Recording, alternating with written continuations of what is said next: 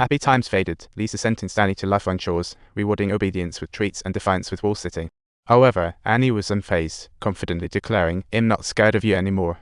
Soon, she was in the kitchen cleaning and sneakily added disinfectant to Lisa's cup. "What are you doing?" "Putting that in my coffee to poison me," Lisa asked, horrified. "No, just smell it, Lisa." Don't blame her, she was just testing out some poison, for science.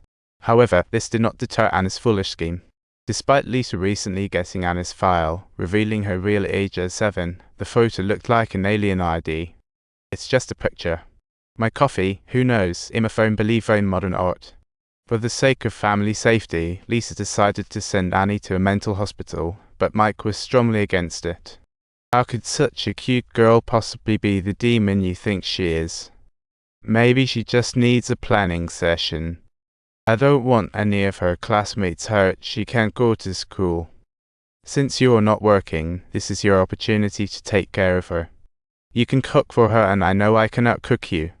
A 22-year-old who insists she's a 7-year-old. Her adoptive parents aren't fools. They see right through these lies. Subtitles. They even believed that Annie was as terrifying as the demon in the movie Orphan. One scary morning, Annie deliberately tossed her brother's beloved toy into the middle of the road. Brother dashed without hesitation, unaware of dangers. Lisa arrived in time to prevent a disaster. Frustrated, she shoved Annie aside and helped her little boy to the curb. What a dead battery moment. Lisa could no longer hold her. Leaving Annie in for family extinction, she packed her 3 boys and headed to her mom's place for a false sense of security. Little did they know, they underestimated Anna's powers. Soon after, Lisa had to get a job to support her family. Subtitles dinged on. When Mike opened the door, to his surprise, a police officer was standing there. He had no idea that Annie had called the cops because Mike was too busy with his computer to buy her the pizza she had been dreaming of. Subtitles. As a result, Mike's job interview ended up being a complete failure, and the following day he took Annie back home with the intention of having a serious conversation with his wife Lisa. To his surprise, Lisa marched straight to Annie, asking her what it would take to let the family go. Annie, perplexed, thought seriously. During the spat, Annie pushed Lisa down, and she ended up tangled in some wire. What a fashion faux pas. At last, Mike began to believe Lisa, Annie was a purposely mischief-making lunatic. For family safety, they agreed to send Annie to a However, the mental hospital turned them away for being full. What a parental workout for Lisa. They had no choice but to lock Annie in the garage, where she screamed like a banshee, prompting the neighbors to call the police. When questioned by the police, they reluctantly shared Annie's crazy antics. Thankfully, the cops didn't find her to be a minor. Upon meeting, the police reminded the couple to pay attention not to disturb Annie at all. Coincidentally, the police suggested that if they could provide medical proof from the hospital, they could change Annie's birth date. Ironically, this advice led to a major plot twist. The hospital confirmed Annie an adult after study. Now, Annie was confirmed to be a 22-year-old adult female. This also implies that Annie had to commence living independently, and the couple rented the tool shed for her, equipping it with some daily necessities. Subtitles. Before departing, they even took the trouble to take away Annie's party aids.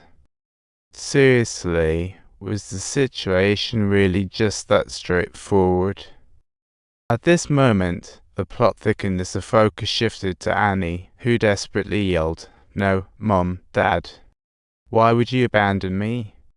Alone in the empty room, Annie's emotions unraveled, smashing everything she could get her hands on. Finally, late that night, hunger jolted her awake.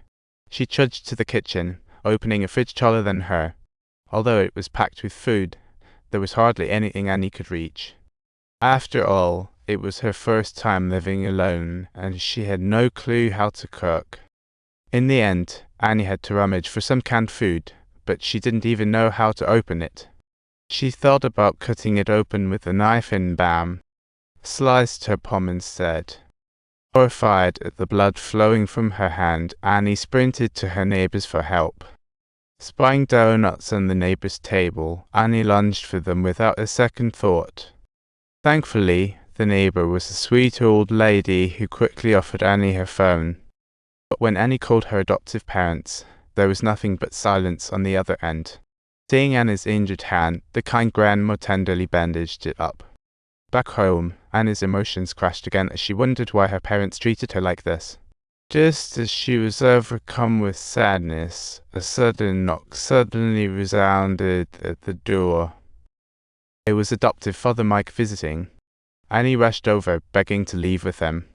To Annie's shock, the dad who usually doted on her now held up his phone, recording her living situation. He dropped a bombshell, leaving her with, "If you had done this in the first place, we wouldn't be here." At this moment, Annie realized her mistake. To get back to her parents, she decided to clean the house, and after a round of tidying up, everything looked brand new. But smart folks like you won't forget to hit that subscribe button.